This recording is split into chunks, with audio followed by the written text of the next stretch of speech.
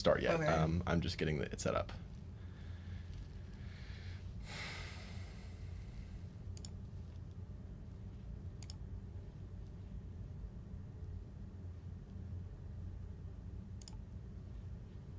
Okay. There's that, and then we can start recording.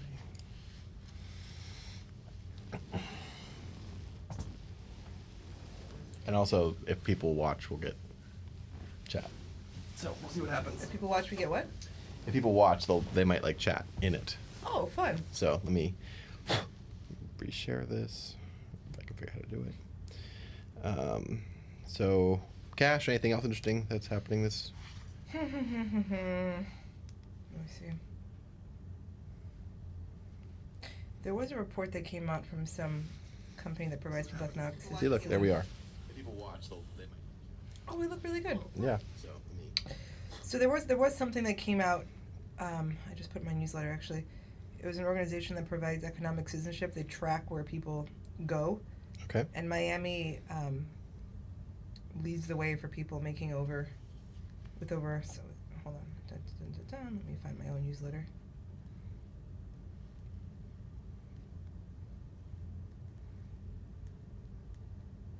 Henley and Partners. They said that we lead the way for centimillionaire growth. There's a large parcel sold in LaGorce for $100 million. Also the thesis of prime single family. Oh, and then Florida Business Journal reported that Blackstone surpassed 250 Miami employees and plans to add more. It's basically what I wrote in my newsletter. Okay. All right. There we go. Okay. Put this on Do Not Disturb.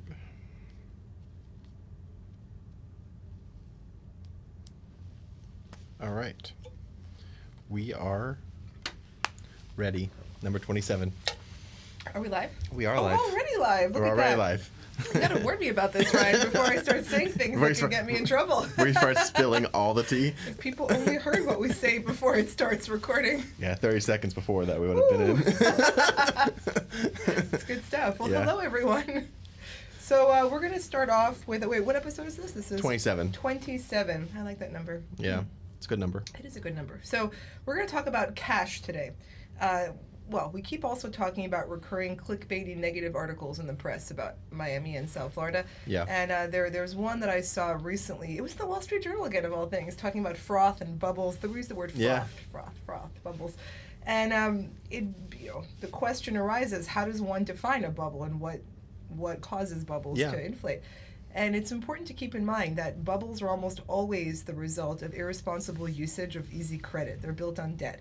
And then when the asset class pops, it's because the underlying asset can no longer sustain the debt load. And we get this sort of apocalyptic steep decline in values. 2008. Right. Yeah. And then in retrospect, we define said phenomena as a bubble after it popped. Yes. But you need these conditions. In the pop, the descent needs to be possible. It's a house of cards that folds, basically. So I see these headlines about froth, bubbles, and so forth, and I find them a bit irresponsible because all they do is they mention rising values. Yes. But they don't actually dig into the underlying fundamentals of the market. And if they were to do so, they would see that they in no way resemble that last cycle. Yeah. Because this market was built upon cash to a shocking degree. I think Miami has been built on cash since the last cycle. Correct. Absolutely. And then also, I'm going to point out that nationwide, there's a very low percentage of people using adjustable rate mortgages, which is also the reverse setup to the previous cycle. I think that's good. Correct. And then also nationwide, there has been all this data coming out showing that something like 39, almost 40% of houses are owned outright with no mortgage nationwide. Yeah. So there's a real floor on this market, a national level, and then on a local level. It is not some crazy debt-fueled thing nationally or here. But when we dig into here, the numbers are really quite shocking. I mean, I broke them up most recently in a report that I did. Everybody can find on analytics.miami. I did it by county, and then I also did it by price points and by prices per square foot. Okay. And prices per square foot is where it gets interesting, because as I keep pointing out, the higher you go in price per square foot, the shockingly more all cash it is. But even starting at very normal levels, so below 500,000, This is South Florida, so aggregate Palm Beach County, Broward County, Miami-Dade County. Below 500,000, single-family homes are 31% cash, and condos are 51% cash. Okay. And then that trends up. When we get to 1 million to 5 million, single family was 51% cash, condos 77% cash. 5 Interesting. million plus, single family 84, condos 88% all cash. Wow. Yep. And now if we go on a price per square foot basis, it gets even more interesting. Looking at condos, so for all of South Florida, again, Tri-County, 2,000 and up per square foot is 84% all cash. Okay. 1 to 2 is 83. Single family, 88 and 76. Same thing. Palm Beach is leading the way. Palm Beach condos past 2,000 a square foot, 94% all cash. And 1 to 2,000 a square foot, 91% all cash. So the market is heavily, heavily cash the whole way through. And the higher up you get, the shockingly higher it is in terms of all cash buying percentages. I think there might be some bias in there from outsiders that because Miami was so front and center the last Correct. thing that and it was The Big Short, it had it in there. All of that, Cocaine Cowboys. Yeah. So All I of think that. I think that the whole everyone that did ninja loans and all of that, I think that was very front and center in Miami. So I think they still think that exists. They want to think there's still a boom bust phenomenon going on. Yeah. And I get it, it's the past association, but it's not it. And then, meanwhile, in addition to these high all cash levels, we have inventory levels that are below pre-COVID across the board, to varying degrees, depending how you segment, but across the board, below COVID. Yeah. So this is not a bubble setup at all. Interesting. And now, if anything, because the segments of the market that had the lowest all cash usage were single family below $1 million. Okay. So if anything, this decrease in the interest rates will help that segment of the market, because that segment saw the rapid disappearance of inventory. Single family below the median price point, inventory is down well over 80%, Tri-County. So if anything, it'll free up some much needed inventory, because the single family home market is extremely tight. So it might actually help that market segment. Yeah, and also with the Fed starting to cut rates, that'll probably help as well. That's what I mean. Yeah, correct. Yeah. Yeah, exactly. So it's a good thing. It's a great thing. And again, the high end, 80-90% all cash. This rise in our market was fueled by cash, not debt. That is the very, very important distinction to make from this time and last time. Yeah. Inventory levels actually have not kept up with increases of demand. And I think it's interesting because the cash financing thing sort of goes both on the developer side and on the purchaser side. Because if you remember, 2008, Related Group lost Icon Brickell to the lenders. They gave it back before it was even completed, and I think there was a couple other ones along those lines too. And you just don't see that anymore. No, it's been tighter on everybody. Yeah, Correct. It's a whole different setup. I think there might be, I won't say a bubble, but there might be some slight issues still coming forward with commercial real estate. There might be some bumps along the road there. There's been some foreclosures and that, but Loans as far resetting, all sorts of things. Yeah. But I think a lot of that just has to do with the fact that money was free and then it wasn't anymore. Correct. And people made some poor decisions with structuring financing. Correct. So I think it's just less drama all around, Much less. which is great. And again, the high end is just I keep talking about single family prime parcels having inherent scarcity built in. Yeah. Now I think that's really such a great buy for the next 5 to 10 years as the region grows. There was an article, it was in the news this week, a parcel, the most expensive sale now in Miami-Dade County so far this year it was 2 lots on Lagorce for $100 million, or was it 2 or 3 lots? Wow. And then there's a 4th lot that's under contract that I think it's an affiliated entity for $24 million. So it keeps continuing. Well, also, I read, I don't remember the names, but I keep reading stories in The Real Deal because they love covering those things, of just people buying lots and buildings in Miami Beach and the Venetian Islands and Star and Palm Island that are just completely insane numbers. I mean, $20 million, $30 million plus for waterfront land. And it's just, there's no signs of it slowing down. Nope, you can't build more vertically, as I keep saying on that segment. I feel like you need to get that on a t-shirt. I know, you can't build more You vertically. can't build more vertically. And then to that end of the people buying second homes, there's a report this week from Henley and Partners. I found they're an industry leader in residence and citizenship investments, right? So they help people with a lot of money, I think, find other places to reside or get passports or something to that effect. Got it. And they keep track of the movement of ultra high net worth individuals. Our favorite people. Our favorite Right? people. And they have a report on centimillionaires, people with over $100 million, and they found that Miami is the top destination for them for second, third homeowners. And they had these great charts showing actually listing, what's it called? Top here, is it a top destinations for ultra high net worth people. Sorry, we were among the top. I think we're 1, 2, 3, 4, 5, and then in this list of the top 12, whatever it was, we have Palm Beach is number 2, Naples is in there, Palm Beach is in there. Like there are 4 or 5 places in Florida within the top 15. Wow. Correct. It's crazy. Exactly. And we were projected to be one of the leaders for growth moving forward for the next 10 years of destination points for centimillionaires. So word got out. That's the trend I keep talking about. It's the global wealth polarization, national wealth polarization, and then people relocating themselves and their money. Yeah, I mean, I think Miami has the same sort of effect in the U.S. that does in Latin America. Like whenever there is less than optimal environments, people take the money out of where there is less optimal and put it in an optimal environment. And because of Miami's generalized setup, we just tend to be optimal all the time. Correct. we have our own problems, but it tends to be a very safe place for money. Correct. And even with all the crises, the old condos, the insurance, whatever, it's like when you're that cash rich, none of that really matters. It doesn't matter. It's like the interest rate didn't matter. It was fueled by cash. Yeah. The buying at the high end was cash driven, and those crazy spikes we had in transaction volume past high prices per square foot happened during a period of very high interest rates because they're paying cash. Yeah, and at that point you're that rich, and the insurance and HOA doesn't really doesn't matter. It's less relevant. Yeah, much less. So, I don't know. It's there's still things. I was pulling up some stuff here. There was a store. Where to go? Just yesterday, they sold the shops at Midtown Miami, which is like the Target and everything in Midtown. Wait, where is it? It doesn't say. Well, it doesn't say what the amount of money was, but it was a lot. Midtown Miami, that part of it is literally just the part along North Miami Ave that is like the shops and retail, nothing else, and it sold for a couple $100 million. Yep. In a time when malls and retail places are not doing very well. Correct. So.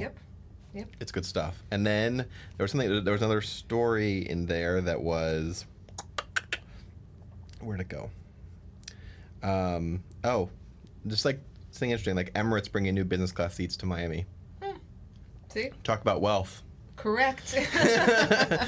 real wealth. Exactly. Yeah, it's just I did a video series. You guys may have seen it after our last podcast about the mega projects that are happening in Miami-Dade, from Aventura down to very far south. And the sheer amount of them is just like wild. It's a whole lot of capital deployed. It's a whole lot of capital, and these are huge projects. Like, I mean, $1 billion. Some of them are over $1 billion. Yep, it's all very optimistic for the future of the region. Yeah. And it's really what I see is numbers about wealth migration and these top 10 lists. And again, they list the Palm Beach area and they list Miami separately. Yeah. If we think of it as one aggregate region, it added up, it basically surpasses any other individual place. It's kind of this aggregate region that's just attracting wealth. Yeah. Some people prefer Palm Beach, some people prefer Miami-Dade, but it's like a regional attraction. Yeah, we're definitely what do you call it? A mega region. And I think there's been so many changes recently that have helped that with like Brightline and I was just gonna say, Brightline and West Palm Beach becoming like a center for hedge funds and all of that. I mean, if you look at it, and I've said this since 2017, is that the Tri-County area really had the potential to be the San Francisco to San Jose of the South. Yep. Correct. In the same setup where, like, Miami would be San Francisco without the insaneness, and then West Palm Beach. Not the open air drug market. Yes, that's what I was trying to say. Yeah, and then West Palm Beach would be San Jose, and it's a perfect setup for that. Like, it is. And we're also very YIMBY here, so we want to build. We have improving transportation, not perfect, but improving. And so, you can very easily live in Miami or West Palm Beach and super commute between them on Brightline. It's not that far at all. Yeah. And Brightline's quite nice. And then when you get to, Miami or West Palm Beach, there's connections there that can take you all the places. So it's like, the region has gotten bigger, but it's also really shrunk at the same time, and in a good way. We're increasing connectivity as we grow. Yeah. So to me, that's a good thing. Every day there's new airlines are coming in. They're creating new routes. Like, it's just the overall growth. And I don't say that because I'm just an insane booster for Miami, which I am, but it's also like. But it's also true. It's Both true. The things can data, be true. yeah, like the data points are there. It does. Like, it does. The airport's growing. Yeah. Correct. Absolutely. So it's like, it's I may be a little enthusiastic about it, but the data points are there. Correct. I mean, you're drinking your own Kool-Aid. You like Yeah. it here. I do too. I was standing in Bayfront Park last night because it was nice out after, because It was nice last night. it was so hot during the day, but it was very nice at night. And I was sitting in Bayfront Park, and I've been here for just about 8 years now. And I was sitting there, and I was like, I don't like Miami any less after 8 years. Mm-hmm. Even after everything I've done and stuff that I've been through, I don't like it any less. I like it more. Actually. Yeah, me too. Yeah. Like, and that someone who has ADD and gets bored very easily. Like when I'm bored with something, I move on very quickly. Same. So the fact that I still like the city and everything about it 8 years later. I think it gets better all the time. Yeah, and it's my famous saying. I need to get this on a T-shirt. Like, in Miami, things feel possible. Mm-hmm. In all There's sort of optimism, I would say. in optimism. And I always want to preface because I know we have our problems and there's issues, but like in general, I think it's that feeling when people know that the best days of the city are ahead of them, that they're not behind them. Yes. I think that's the difference. And it's not like the superstar cities like New York and LA and San Francisco, like they're still going to be doing things forever. Of course, yeah. But the peak best days of it are behind it. That's a different feeling. Yeah. That's a very different feeling. Yeah. I saw a funny snippet. Who was it? It was on Instagram today. I saw it was an old snippet of Gwyneth Paltrow on some talk show talking about how great New York was in the 90s because you could do coke and no one could take a video of you, she said. You could dance on the tables, no one had smart. But it was like a funny tongue-in-cheek thing. Yes. But then she was right. I mean, I remember, I was a teenager, but I remember New York in the 90s. And there was this feeling, a very distinct feeling that was the place. Yes. In a way that was like peak New York. It really was. Yeah. And that feeling, again, not to disparage, things will always happen there. It's like what Yeah. I'm saying, things will always happen in London, but it's no longer the capital of the world. Yeah. There's this passing of that feeling that Well, it's peak. For me, like I said, I definitely, I'm very futurist, very optimistic, and one of the things that just I have to feel in order to like something is I have to feel like something is happening, like it's something good is going to happen in the future. Mm-hmm. That's what I have to. It's a non-negotiable. Mm-hmm. If I'm somewhere that feels like it's cycling down, that very much affects me. Yep. Just in my life in general. Same. And Miami feels like it's cycling up. Yeah, 100%. So to Yep. me, that's how I feel about the city. That's why I'm very passionate about it because I want to be a part of that. That's kind of Cycle what we up. mean by long Miami, because you're giving it's a bet on the future Yeah. that something has upside. And I think people get distracted by these mini cycles or mini bust and booms, crypto and I don't know, AI, what now, but like there will always be like micro, I don't want to call them bubbles, but trends. Like there'll be micro trends in any city. It's the same thing when people, they say, "Oh, San Francisco's back," and they're talking about AI. You're talking about like 4 blocks that Four have AI blocks of it, offices. yeah. Like where OpenAI is. I'm and happy for them. It's great. it is. But I said this before in a podcast, it's like that'd be like, if Wynwood was doing fabulous and the rest of the place was an open air drug market. Yes. Not to And exaggerate, but that's what I mean. It's like wherever I go in Miami, at least in the areas that I'm in, the beach and greater downtown and Brickell and all that, everywhere feels like it's on the upswing. Mm-hmm. It's not getting worse, it's getting better. I agree. That's a real feeling in the air. Yes. Mm-hmm. Yep. And I do my scooter tours around, and I did one last night, and I was just looking, and everywhere was just on the upswing. There was cranes everywhere. Stuff was being developed. It's not normal to see that many cranes in a city today in America. Yeah. Like at all. Yep. We've normalized it here. We walk around everywhere. There's cranes. I sent Ryan this video a few weeks ago. What was it? I was looking out of the Gale residences, Yeah. and I'm like, this corner, this 2 blocks, has something like 4,000 units coming the next Yeah. few, like really, truly, Yeah. in the next few years. That's not a typical experience in an American downtown today. Yeah. No. At all. No. At all. One of them, let alone the collection of 5, like Yes. on that corner. I know. I would bet you that piece of 6th Street probably has more units under construction than most major cities in the entire Total, in the United States. Yes. Just one Yes. segment. It's incredible. And that it's helping. We as you always say, we had some of the highest rent increases in the country, in the nation, in history, over like a 2-year period, and it's not good for anyone. So it's like the fact that we are developing like it's going out of style is great, and it's helping. It is helping. Yeah. And we said this before, but Miami is developing every level of product. I saw one of my friends sent me a thing last week that they finished demolishing 1809 Brickell Ave, so they can start building St. Regis now. Correct, that's right. And it's I think it's interesting because Miami's in this interesting super cycle sort of thing where we're still building stuff from the last cycle, and then we're getting ready to launch into the next one. I'm not sure it's ever happened, because Miami before was a boom and bust. Yeah, there was no reset of everything finished, and then there was like 6 years of downtime. We are like we're delivering products, and they're setting up the next cycle like now. Correct. 100%. So like you have the St. Regis, you have Santander that's going to be building their thing. They're demolishing that. You have Citadel coming in. So it's like the next cycle is like happening before our eyes, even before we're totally out of the last one. It's on top of it. Yeah. It's the next layer. It's the next layer. And like I said, that is new, I think. It is new. It is new. It's like the city keeps sort of rising in stature, and the layers are going on top of each other. Because if you look at the last really big cycle, like 2008, you could see where it ended.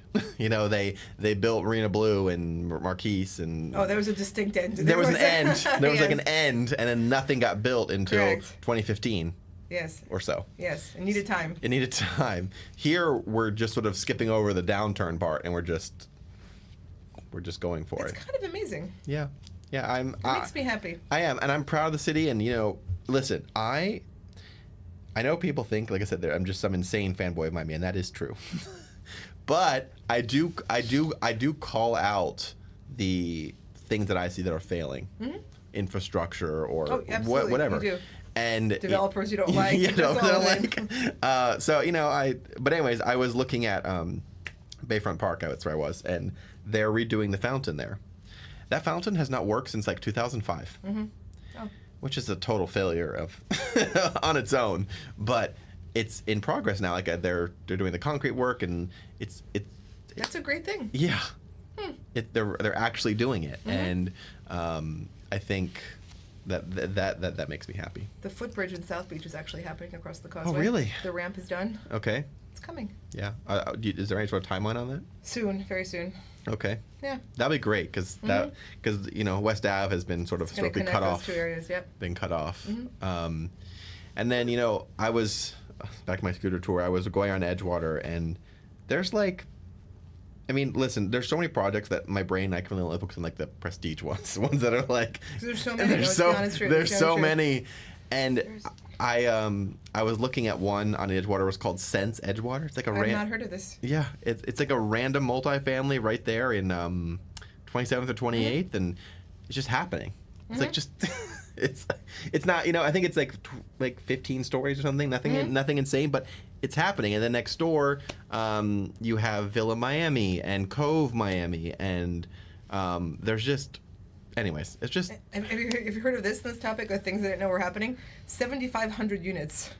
Wow. Oh, is that in West Little River? West Little River. Developer moves forward with plans for 7,500 mixed-use development unit project and a new tri-rail station in Miami's Little River District. Swordlow Group, led by veteran developer Michael Swordlow. Over 63 acres will include 7,500 residential units combining affordable workforce and market rate housing. Yeah. And just so you're aware, like I looked at that, and that is like West Little River. It is far west. Far. I looked at the map. It's to me, like West Little River is by 95. No, this is like out there. And they cite a study that I've read in the past that sort of calculates that we're short 90,000 units for renters. That makes sense. Yeah. And also, that's not including the other project out in the generalized area. The one that wants to do like 6,000 units. Pablo Castro. Yeah. Yeah. Correct. That's there too. 6,000. Yeah. Yeah. 6,000 units. It's gonna be almost 14,000 units there. That's just that. It's fantastic. Yeah, and I feel like me and you, because we're immersed in that, we sort of just like forget, like, when it's like when you're dealing with a lot of money, you just sort of numbers just stop making sense. When you stop and look at it in sort of by itself, you're just like, That is... That's a lot of units. That's intense. Mm-hmm. I mean, it's the same effect as, looking at 6th Street. Like... Every time I look at it, I'm like, oh my God. Did you go there this week? I was there this week, correct. I'm not sure if I went to the exact window again, but I had breakfast there this week. Nice. Yeah, it's... And then also if you go west on 6th Street, they're about to deliver the Target and the Aldi and the Burlington Coat Factory and then all the affordable senior residences. The Target is like this close to opening. I'm like, yes. But I'm more excited about Aldi over there. Oh, yeah. That's exciting. It's exciting. But it's there, and then across the street, there's Atlantic Station, which is a mixed income. It's both workforce and market rate. This is great. And then across the street from there's the Hub, or Hub Residences, Miami.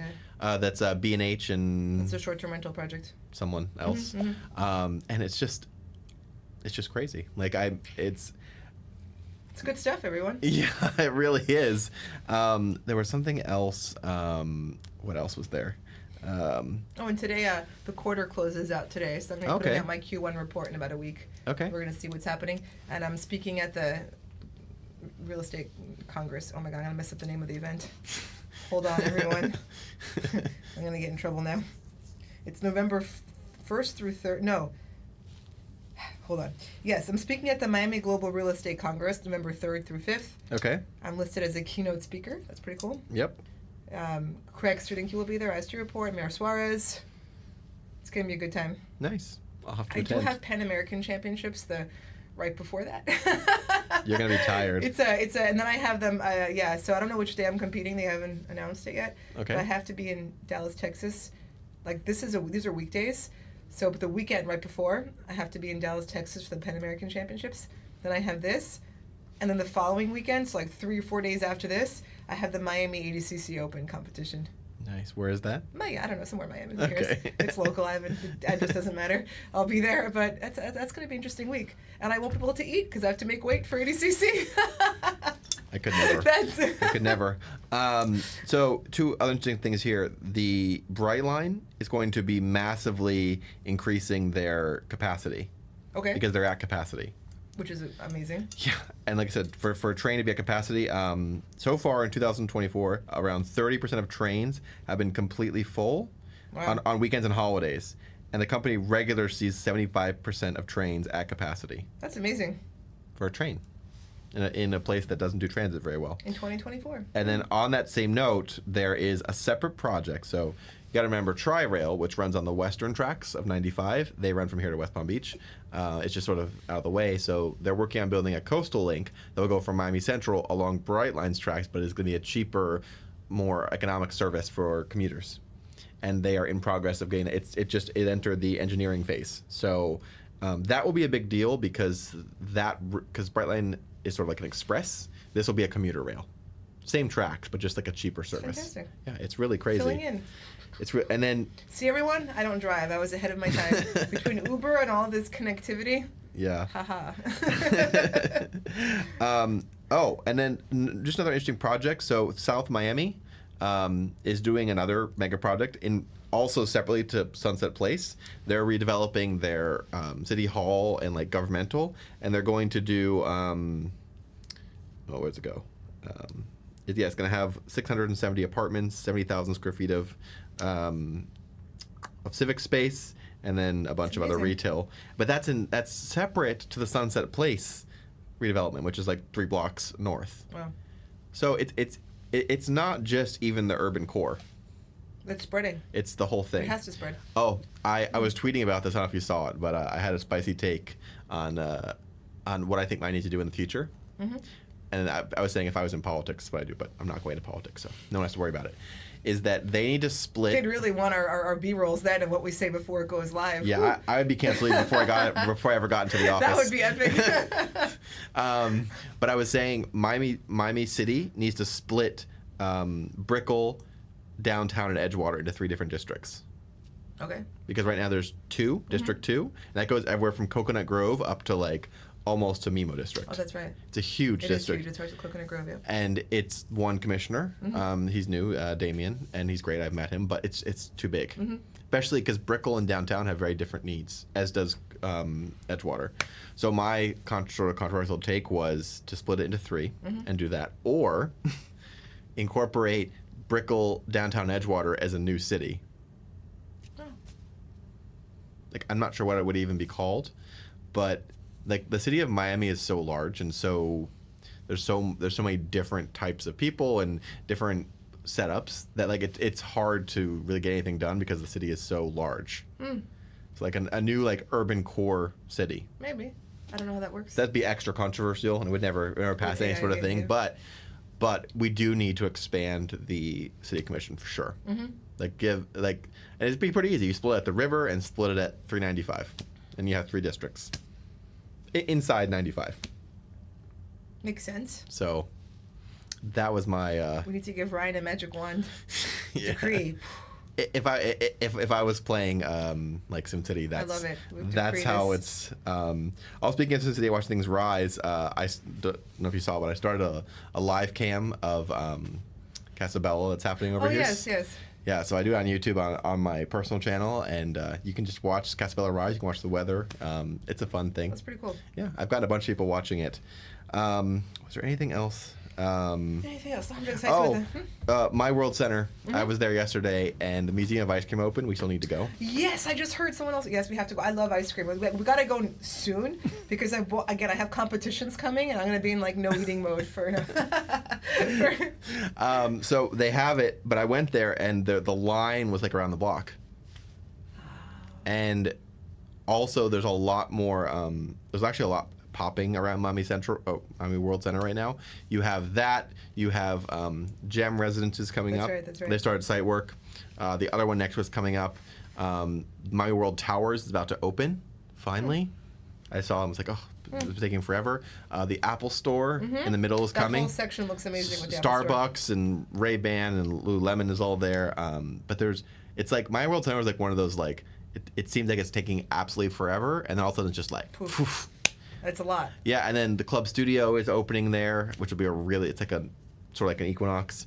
And then the Container Store is opening, and there's gonna be like a Greek yogurt place, but it's all like popping now. And I feel like people have been watching my World Center been built for so long. They're like, it's gonna just like appear because everyone's sort of like forgotten about it. I agree. So, but no, it's like I said, it's exciting. I'm very optimistic about it, and I don't know. I think that this next year is going to be I think it's going to be a big year. A big year. Yep. Yeah. And I think with interest rates starting to come down, you're going to see even more. It's going to help the market, 100%. Yeah. This was all done in the face of very high interest rates. I also think with the election over, people will get that out of their minds. Yes. Yeah. I was scootering around like yesterday, and I went to Flagler Street, and every Sunday Flagler Street now has like this little like sort of swap meet like mini market. Oh, fun! It was just nice. It was nice to go there and see like people walking around, and it was like very clothing centric. There was a lot of like vintage clothing, but it was just good to see sort of anything happening there. And I think that's important as we go forward, is that we can't repeat what happened with like Brickell and downtown, because when Brickell started, it sort of all the businesses left downtown and went to Brickell. So you really have to make sure that you take care of like each of the individual neighborhoods, like make sure they're all rising together and one isn't getting cannibalized by the other. So I think that is important. It's looking good. Yeah. I'm excited to see what the quarter today. The quarter closed out today, so I'm gonna have all that information. It's gonna be interesting. Any other trends that you're just really excited about? No, I'm just really want to see how this quarter closed out, because I think it's all playing out as I thought it would. We'll see. do you think so here's a question for you. Have you seen more interest or activity after the rate cuts? Oh, it's too early to tell. Okay. There's no data. We have to see. What about like just a feeling? Are people like, okay, I try not to listen to that. Okay. To be completely honest.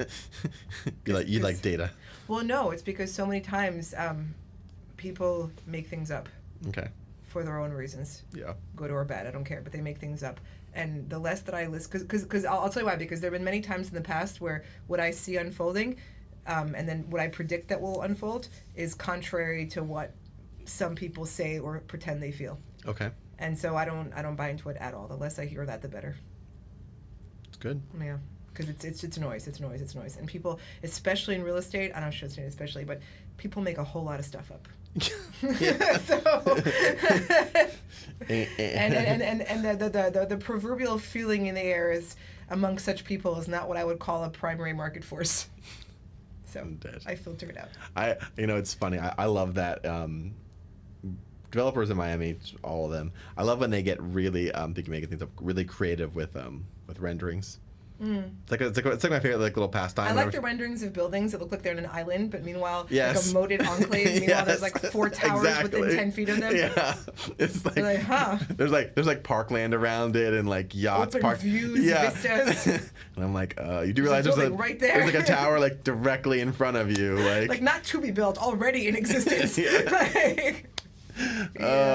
My favorite developer does that quite a bit. Ah, yes. Oh, speaking of, Baccarat and Viceroy are.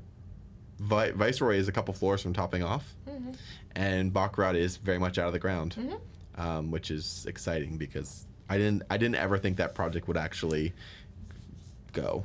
Yeah. Too much drama with our archaeologists and so forth. Archaeologists. The lost civilization of something. Lost civilization, but yeah, listen. I think my new favorite neighborhood in the next 5 to 10 years is going to be the Miami River area, from the Brickell Bridge to wherever Sherrod is doing their thing, whatever that street is, Second or First Ave. That area has so many projects and so many like mega projects like in the progress. The Miami River Bridge, One River Point, River District, the Baccarat, whatever replaces Riverside, that like big blank spot in front of Brickell City Center. There's just so much happening there because River didn't really fill in the last cycle. So I think in the next 10 years, you're going to see that exploding because you have water in front of you, so you're going to have protection. So I think that's good. If I had to guess where developers are really going to focus in the next 5-10 years, it's going to be the Miami River. And there's even more happening like farther west by Miami River Landing. They're one of the people there. They're building a short-term one. It was just in the next Miami. They were going to make it multifamily, but then they switched to short-term rentals. And that is far west. That is far west. It's spreading. So it's good stuff. I'm excited. And yeah, how's the stuff going with your new project? Good? Soon? It's gonna time with the quarter. I'm excited. I can't wait. I'm very excited too. I can't wait to see it. I know. We'll launch your heads, everyone. I'm sure we'll be promoting it when it's when it's time. But yeah, all right, guys. Well, thanks for watching, and hope you like this new format. And we'll see you in 2 weeks. Ciao, ciao. Bye, guys. Yay! What fun. Hang on, let me. Looks great. Need a picture? Yes. Let me stop the stream.